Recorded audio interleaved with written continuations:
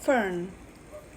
After a gentle spring rain last night, fiddleheads pop everywhere in my garden, under trees, bushes, shades. They have beautiful swirls like ram's horns, quinoa seeds, ammonites. I pick some and rinse them in water to prepare my brunch. The fiddleheads I picked are ostrich ferns, the most common in our gardens and backyards. There are about 10,560 known species of fern in the world, but only a few are edible, including ostrich ferns, lungru, and bracken ferns. But the tastiest and safest goes to ostrich fern, and it's abundant everywhere. Ferns are some of the oldest plants in the world. They first appeared in the fossil record about 300 million years ago in the Devonian period. They live everywhere, including tropical, temperate, and Arctic. The tallest fern reaches over 20 meters, 60 feet, fighting for light in rainforests.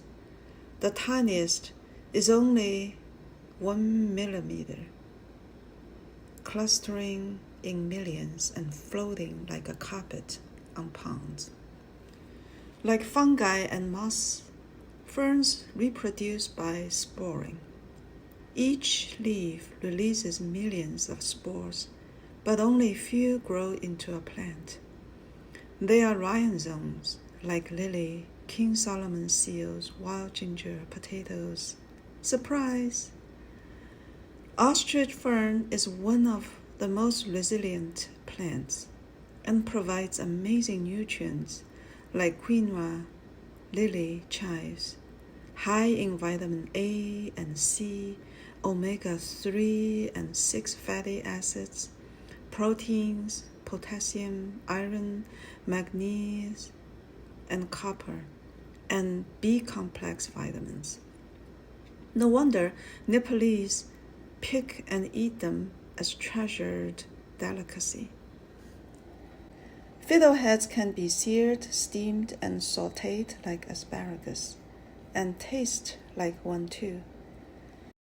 As I hold the fiddleheads in my palm, my mind swirls into nature's mystery.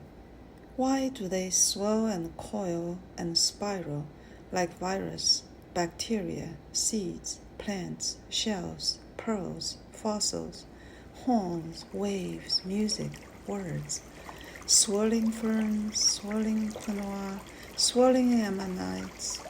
How is it related to the swirling stars in the universe?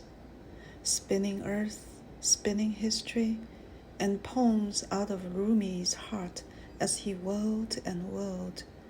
What did he see and hear and feel as he dervished and made beauty? Are we all entangled in the whirling quantum world, like a fiddlehead, a shell, a quinoa seed? Does the fiddlehead in my hand hold the key in the universe? If yes, what does it mean to the lofty civilizations we have built, replied upon, now collapsing? I leave this mystery to my friend's imagination, where poetry spawns every day in trillions. Meanwhile, I will sauté my fiddleheads with free-range eggs, with a sprinkle of chives from my garden, to make a fiddlehead burrito and eat it under the sun.